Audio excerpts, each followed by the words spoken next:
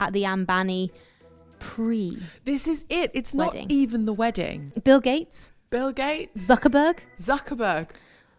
both of them were there. Cash. Of course. Cash. Zuckerberg wearing like a Hawaiian shirt. I was like, you definitely are in holiday mode. Good for you. It's a foreign wedding. I slept through Art Dubai. I've woken up for the Culture Summit. Everyone looks at aging like, oh, and then that's it, my life is over. And Iris proved everybody wrong because she found fame very late in life and she passed away this week. She did. At 102. 102. What a run. Yes.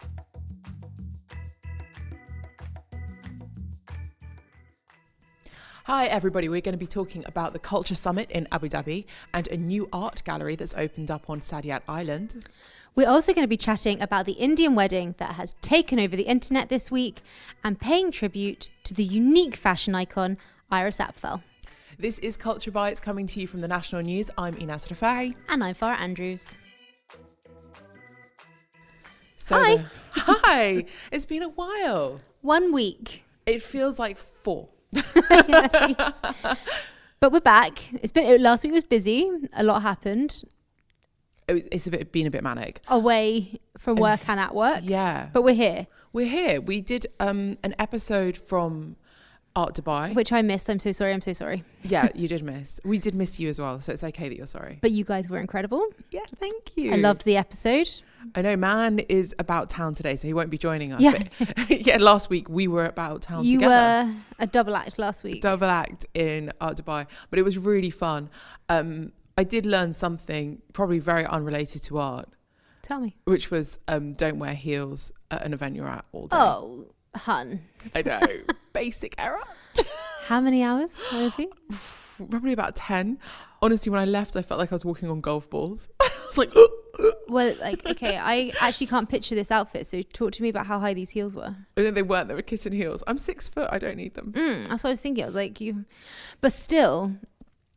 Yeah, big it day was not to great. be wearing trainers, basically. Yeah, it was a big day not to be wearing trainers. But no, it was great. We got to speak to lots of artists off of camera. So we did speak a bit about the art while we were there last week. But I spoke to the fantastic Aya Haider, who's actually a good friend of mine. Yeah.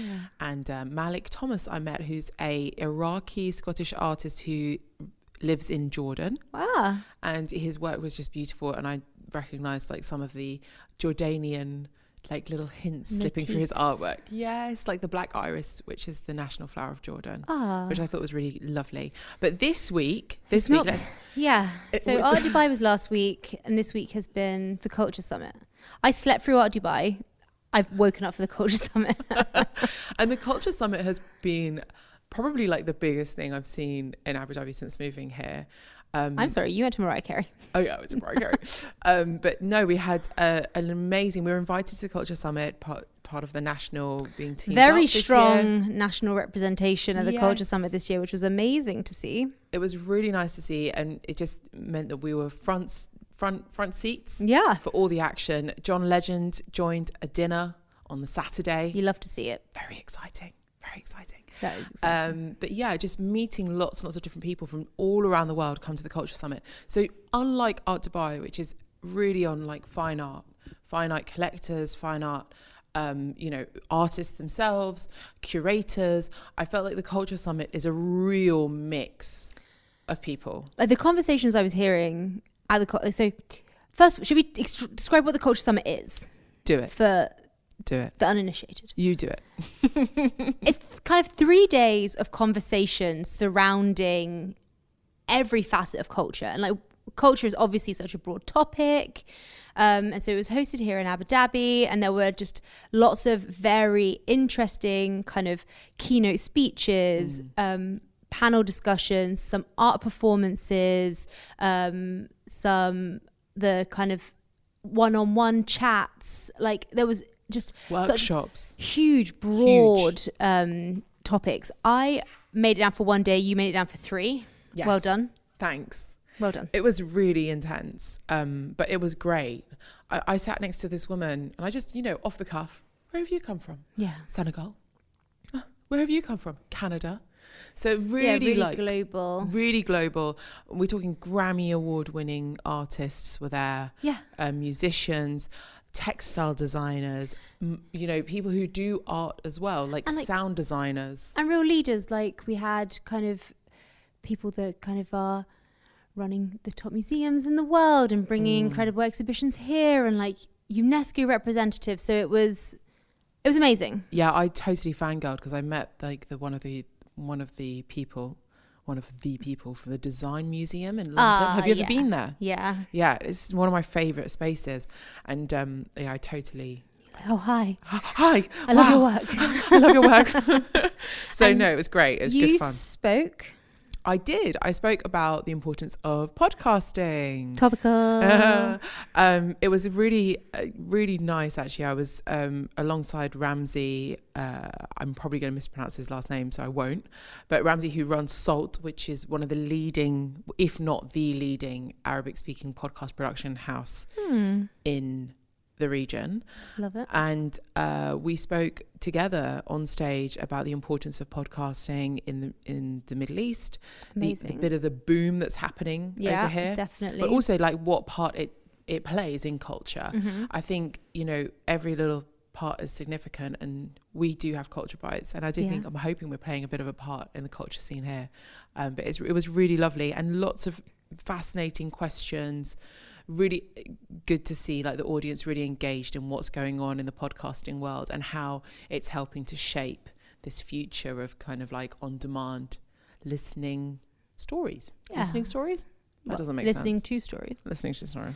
I did a panel on reality TV. I was so gutted to miss this. How did it go? It was good. It was really good. The people that I had a conversation with were super interesting. There was a TV producer called Mark Lorber. Then there was Maz from Stars Play, who's obviously kind of at like they've got so many reality shows on their platform, and Ben Bendari, who is one of the stars of $1 Million Listing UAE.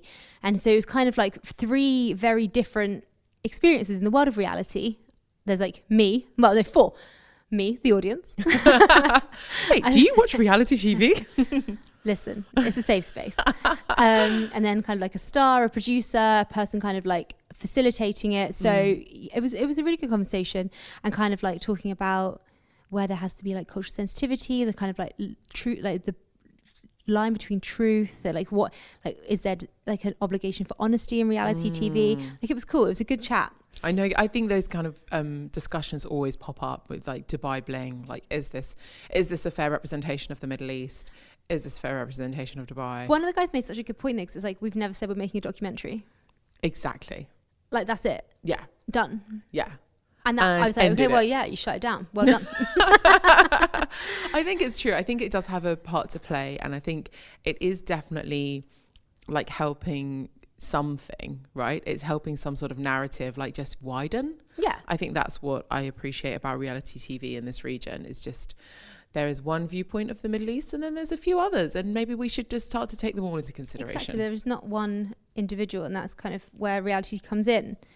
But you've had away from the culture summit, there's been more.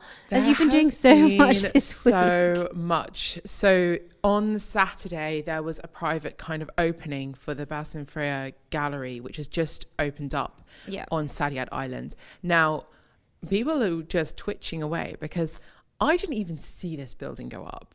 That's what happens here, though. You blink, and then all of a sudden there's a whole new enormous gallery. Like I was off work for a week, and I feel like there's like 8 new bridges on the highway. But it literally feels a bit like that. So this is a stunning space, which has been designed in this really minimalist, distinct way of like the water, the edges. It's free to enter, so you can now go and see all of this collection, and it's very much a collection of, you know, Orientalist art. Okay. So it's works of the likes of Fabio Fabi, Rudolf Ernest. But I was really taken aback by a painting by a Lebanese artist called Mustafa Farouk, which is actually an untitled piece from around the 1930s. But it's this Muslim Lebanese woman wearing this beautiful like fur like a shawl. You know those fur shawls with the kind of like very to the scalp kind of little hats. Very, very beautiful, and it's quite near the entrance. So do go and check it out. I definitely am going to go down. You have to. It's on our doorstep here at work. Well, it is on our doorstep here at work, and it's just so nice to see like new spaces popping up and displaying their art in this is Orientalist. So it was quite nice to see the huge framing of the artwork, like with the kind of gilded frames, but all set in this minimalist, quite like serene space. Really lovely. I really like might be me really buying in to something here, but I like the kind of generosity of the collector, that they have this incredible collection that they aren't ferreting away for themselves, and that they're showing in this space. And more than that, free to enter. Like that kind of accessibility with art is so important. It's like something coming from the UK that I'm so proud of, that our galleries and our museum spaces that are publicly owned are free to enter. So there's no kind of like, I mean, there's a lot of politics about ownership of art, particularly with the UK, but to be able, like, just a person, anyone can go in and enjoy and consume that art, and it's so special to be able to go and do that. And that doesn't happen so much here because that it is not that kind of like public system, but having these like collectors that are kind of like sharing it's amazing. It's so good. And like in his opening speech, he made it really clear about sharing the stories. So he said like sharing the stories, and he made a joke, like he was like, you know, whether they're true or false, but it's still nice to see the stories. And, you know, Orientalist art a lot of it is shaped around like the feminine, women from this region, and also like love. And he spoke a lot about like the romantic scenes, the romance of the artwork. They're in the actual art space. So you have the main gallery, and then when you're in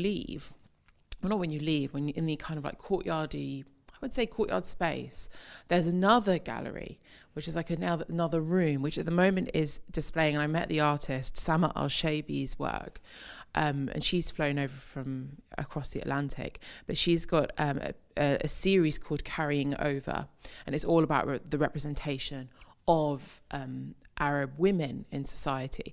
So she's taken these photographs, these like old photographs of Arab women carrying pots, and then she's kind of recreated them with her own image, in just kind of like a way of showing like, you know, stereotypes, but also, you know, Arab women carrying this load across generations. Really powerful message. So yeah, if you get down there, definitely go and check out the kind of second space, which is in the courtyard. It's running for a while. It's running until mid-August, right? So there's time for people to be able to go down and see it. That's a really nice summer activity I have in my head for good days out. I like this kind of that arty days in the summer, good air-conditioned fun. That's what we need.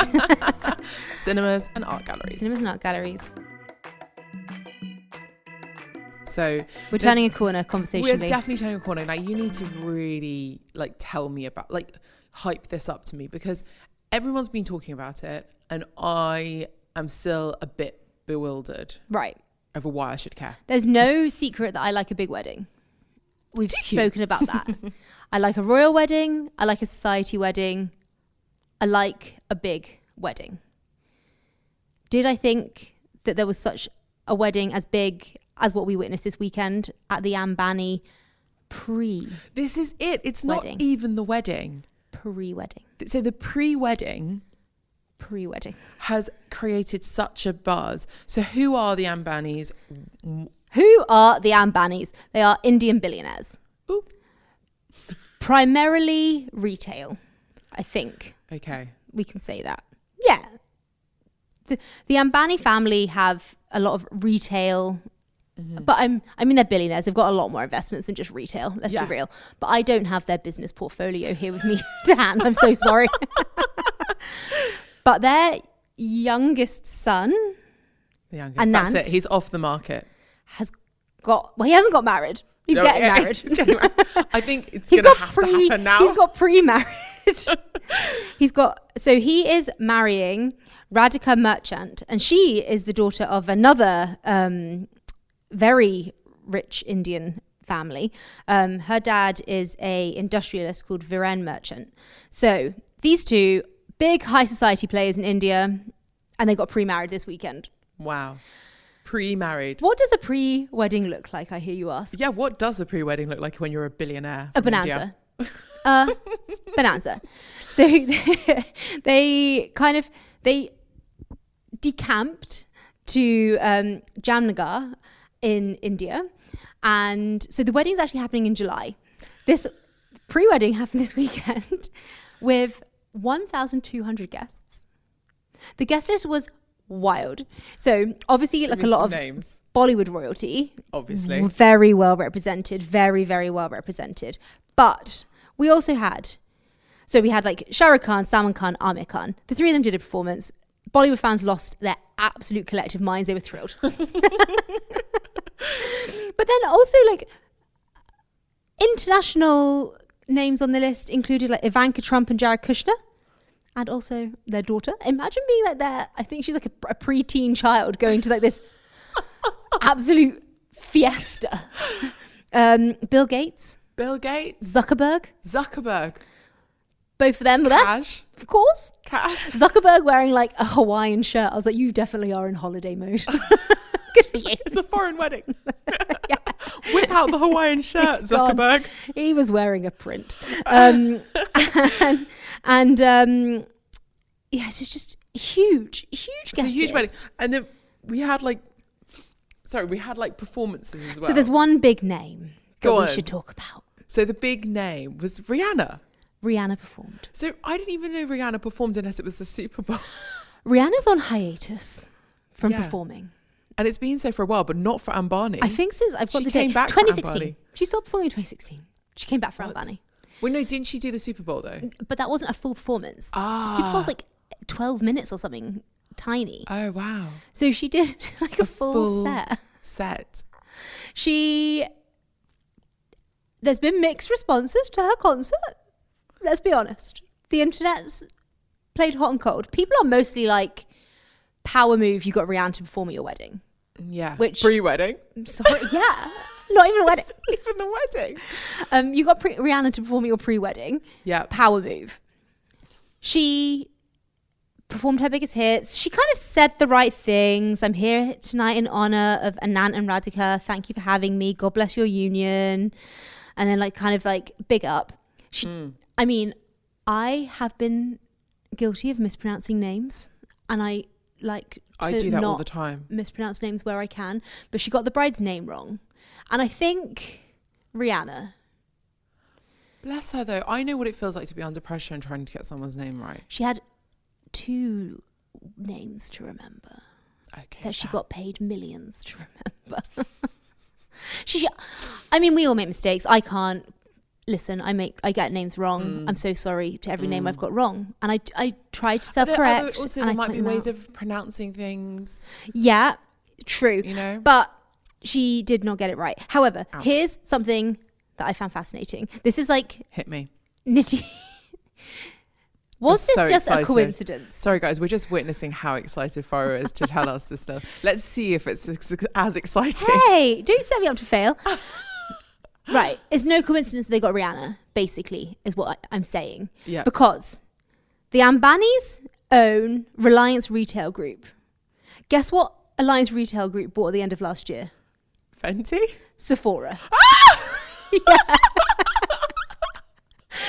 And they're now distributing, they're bringing Sephora to India, which is obviously like going to be a huge market. Guess what Rihanna has? Fenty Beauty. This is basically Rihanna's best ever business move of all time. Wow. So fair play. I love this for Riri. See? I told you it was good. That is good. So, yeah, I mean, who doesn't love Sephora? Children like Sephora now, and I don't like going in there. I'm going to be honest with you. I go into Sephora and I feel overwhelmed because there's preteens everywhere. And I walk out and I go and I shop online like an adult woman. I do think that if I do go in there, then it's like, yeah, you just gotta, you know, I'm spending a few hundred dirhams. When I'm trying to spend hundreds of dirhams on beauty products that I need as a woman in her 30s, and I'm elbow deep in children up to my actual elbows, I'm not a happy customer. That's how I feel. But don't you like to go and trial things out and like check new products? Sephora just isn't my playground anymore because it's too busy. Oh. She said it. There's so many children. There's so many children. I was in there a few weeks ago. I was like, wow. We've diverted. We've diverted completely. But that's an amazing, what a huge deal for India. Yeah. And also, I mean, props to Rihanna because her makeup collection is truly quite an inclusive collection. Like you have like actual like a full color spectrum on all of the shades. And so hopefully it is going to be big success. Did you see the groom's mother? No, I didn't. Right. Nita Ambani. Nita is my new hero. For a few reasons. Okay. She did like a dance arrival into the wedding. When the time comes that I am the mother of any kind of bride or groom, will I dance into my child's wedding? Yes. Will I dance into my own wedding? No. Will I dance into my child's wedding? Yes. Yes. Yes. Also, her necklace. Have you seen what she was wearing? You No, haven't. I haven't You to seen ask that this. question. Right, I'm going to describe it for you.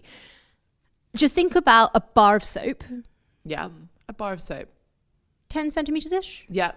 Now, put that into like a perfect emerald. Wow. Pop that on a pendant, Done. surrounded with diamonds. Bob's your uncle. Pop in a pair of matching earrings, and you're off. Tell me, was the outfit like subtle to Yeah, carry it was the quite necklace? like a neutral tone. Yeah. The necklace was really up front. I saw something. I've seen, this is not, I've not fact checked this number, but Okay. I've seen it being valued at close to $60 million. Collectively passed out. Imagine $60 million for an emerald necklace. She must have had security with her the whole time. I think that whole wedding was her security. Oh, yeah, of course. Yeah, They were Zuckerberg people. was there. Zuckerberg wasn't going to steal her $60 million necklace. It is a Hawaiian shirt. One of the other things I saw someone being like, look at Anita Ambani just casually wearing a country's year's worth GDP. Yeah. What? Yeah. Wow. What a woman. So yeah, I did not want to end this conversation without referencing the $60 million potential Necklace. asterisk necklace. Necklace. What a wild thing to pick for a wedding to wear. But anyway, well For your done. child's wedding. I mean, when else will you wear it? For your child's wedding. When else will you wear it? When else are you going to dance into a party? When else are you going to wear an emerald the size of a bar of soap? Boom. And Mic with drop. that, now we've finished talking about the Ambani wedding. But we don't stop speaking about fashion. We don't stop speaking about fashion. Yeah. So instead of doing our usual man about town, as man is not here. No, he's off. He's on holiday having a lovely time. Oh, where's he gone? He's stayed here. Oh, he's having a staycation. He's a staycay boy. He's a staycay guy. We're going to be talking about Iris Apfel, who I would passed away. Yeah, a tribute to Iris. Yeah, I think she's quite an important person to talk about. And she passed away this week. She At did. 102. 102. What a run. Yes. And fabulous right until the very end. So if you don't know who Iris is, she's probably, well, she was the most fashionable centenarian of all time. Yeah, I think we can say that. we can say that. With real confidence. Yeah, she was born in Queens in New York in August of 1921. She was a businesswoman, interior designer, fashion designer, just fashion bonanza. There was nothing demure about Iris. No, and she actually climbed to fame really late in life. And I think this is something that I think this is part of the reason that everybody really warmed to her, was everyone looks at aging like, oh, and then that's it, my life is over. And Iris proved everybody wrong, because she found fame very late in life as this kind of accidental icon. Was it in a book actually called Accidental Icon? Maybe. I didn't No, know. that is her book. Her book was called Accidental Icon. I think she was photographed on the streets of New York. I think she was just always very involved in the New York design scene, right? Like she was in interiors, her and her late husband, very designy couple. So they would have been very in the that scene. clique, cool. Yeah. People would have known them. And she was very famous for her statement round black rim glasses and colour. Her use of colour. Colour and print. Colour and print and texture. And texture. Lots and lots of texture. So for anybody who now maybe we've probably jogged some memories just saying. Yeah, I think people. So I had like I've obviously had like a real look into her in the past week, because she's exciting. She is an amazing character. Her Instagram bio is probably my favorite. Simply, more is more, less is a bore. Nailed it. I feel like she should have. I wonder if she ever came here. I feel like this would have been her motherland. She would have loved it here. Field day. Oh, because more is more here, and I appreciate that. She definitely, like you said, she kind of became like big deal in kind of like the 80s and 90s, and then just kind of carried on becoming like it's like synonymous with like New York's maximalist approach to everything. Her kind of like all of her quotes are very like, life is grey and dull, so have fun when you dress. That kind of approach to things, which I just think is lovely. I think like more people need to do that. I sometimes fall into that boring category really quickly. I mean, I'm wearing a cardigan today. I'm literally in beige. What a beige flag. Your beige flags are my comforts. Yeah, it's nice. But the thing that I really love about particularly Iris, and so the kind of conversation around fashion and art, and when is fashion art and when is like, is it wearable art, isn't it? Like, so she kind of, in my opinion, like really embodies like wearable art, right? And I think what was like really cool is that she was recognized as that. So in 2005, so nearly 20 years ago, the Metropolitan Museum of Art in New York had an exhibition dedicated to her called Rara Avis, the irreverent Iris Apfel, and Rara Avis means rare bird. And it was the museum's first time showing an exhibition about clothing and accessories that focused on a living person that isn't a designer. So it was like a really like significant museum. Obviously the Costume Institute at the Metropolitan Museum of Art is what we kind of really associate with the Met Gala. So this is like kind of 20 years ago, they kind of like start having these exhibitions. That exhibition was so popular that it traveled around the US. Wow. And so like she's for like 20 years been that like her clothes have been like kind of like stand up kind of pieces that are artworks as well. She's as such a muse, isn't she? She the description of the exhibition describes her as an American original in the truest sense, one of the most vivacious personalities in the world of fashion, textiles and interior design in the past 40 years. She has cultivated a personal style that is witty and exuberantly idiosyncratic. Ooh. Yeah. She has like her real flair was like mixing like high end, low end, like she'd be wearing like Dior and Dolce & Gabbana and mixing it with like thrift pieces, and like that was like her way. Yeah, I read a bit about what she where her background. So she was taken often to like social and family events by her parents from a really young age. So she was like already mingling, she's getting that small talk. She knows right? how to She knows how to work that room. Yeah. I need to probably take a leaf out of Iris's book. You can definitely imagine her like just working like every party she's ever been to in like a cool New York loft, right? Hi, my name's Iris. Right to the end. Yeah. I don't know. I can't envision how she spoke. I wonder if she had like a proper quite New York accent. I love that. And then apparently her grandmother would keep her entertained by giving her scraps of fabric. So you can imagine like just being that young age and just planting that seed that like scraps of fabric. Did you ever have any weird things that your parents kept you occupied with when you were a kid? Oh, there was like lots of just like like my grandma and granddad would just basically give us anything to like fill our hands and then be like, go on then, be busy. Do you know, this is really sad. Oh my God, people are going to judge me. Don't judge my mother if you hear this story now. But my mum Enas' mum. Yeah, she would go to, in the UK, you know how you can go to homeware shops. So she would take wallpaper samples from all these homeware shops, and then she'd put them in a big plastic, like, like an old ice cream tub. Yeah. And then with a pair of scissors. And as a kid, that was like one of my favorite things. I just sit on the floor and just cut. So just shred wallpaper. Like tiny, tiny pieces. That's a fun game. It's a fun game. Put it back together again. Is it? Maybe that describes like my love of wallpaper. Do I love wallpaper? No, maybe not. I don't know what it is. Maybe it's an aversion to wallpaper. That's why you're so paint focused.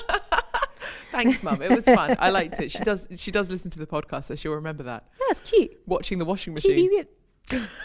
There's so many layers to this that I don't know if we can go into. The cool thing about the Metropolitan Museum of Art exhibition is that all the objects that were shown have been promised to the museum.